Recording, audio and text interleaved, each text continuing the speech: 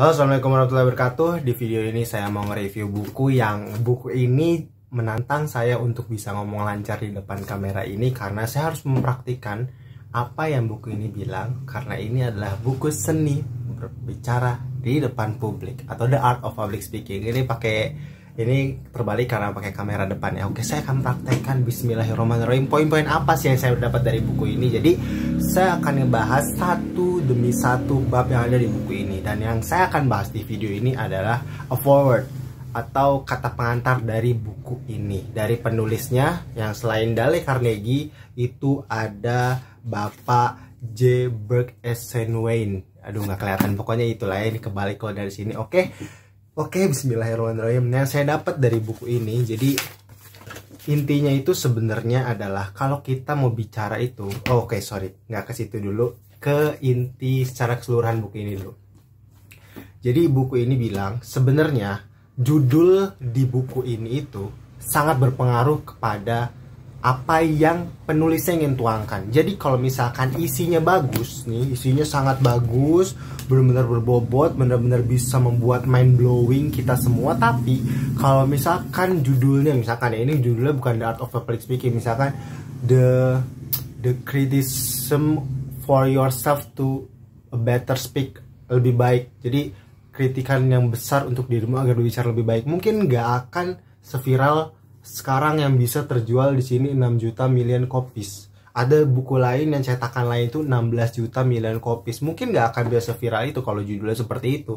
Maka buku ini sangat relate banget karena bukunya ini seni. Jadi, ini seni berbicara nih. Kayak gimana nih kan? Jadi orang pengen tahu dan akhirnya membuka apa yang ditulis oleh penulis di buku ini. Nah, terus buku ini juga bilang bahwa sebenarnya tuh ada prinsip-prinsip yang harus dipahami oleh semua orang yang berbicara di depan publik. Pertama, bicara di depan publik itu bukan karena faktor eksternal, tapi karena faktor internal. Itu satu. Yang kedua, yang paling penting itu juga bukan masalah imitasinya, maksudnya masalah mencontoh dari orang lain, bukan juga masalah kita cocok kepada standar. Tapi yang paling penting itu adalah kita bisa memberikan yang penting yang kita ingin sampaikan kepada orang lain. Jadi teknik-teknik di buku ini yang baku nih, ini tuh tidak akan membuat saya bisa lancar berbicara di depan publik. Enggak. Banyak kesalahan di dunia pendidikan, salah satunya di Indonesia, guru-guru itu banyak mengajarkan bagaimana caranya terlebih dahulu. Contoh bagaimana cara berbicara di depan publik. Tapi buku ini bilang ya nih, di sini nih, di bagian nih, main teacher have begun with the how. Find effort, it is an ancient terms. Jadi kayak itu tuh suatu hal yang kuno banget. The first thing for the beginner in public speaking is to speak. Jadi buat kita semua para pemula nih, saya pemula yang mau berbicara di depan publik, gak usah banyak cincong cara-cara seperti apa biar kita lancar depan publik untuk ngomong, tapi yang paling pertama itu ngomong. Ini kayak saya sekarang ini lagi praktekin apa yang saya dapat dari kata pengantar buku ini. Ngomong aja dulu, ngomong. Entah nanti skillnya akhirnya ada yang harus diperbaiki dari referensi tambahan yang kita punya di sini, itu akan menjadi lebih baik tentunya. Karena di sini ada ya salah satu contoh terakhir nih, pembahasan terakhir karena saya nggak mau lebih dari 5 menit. Ada contoh, jadi orang udah mempersiapkan cara-cara terbaik yang dia sudah dapatkan nih dari buku ini. Tapi dia emang belum biasa ngomong. Contoh nih ya, saya kasih contoh satu.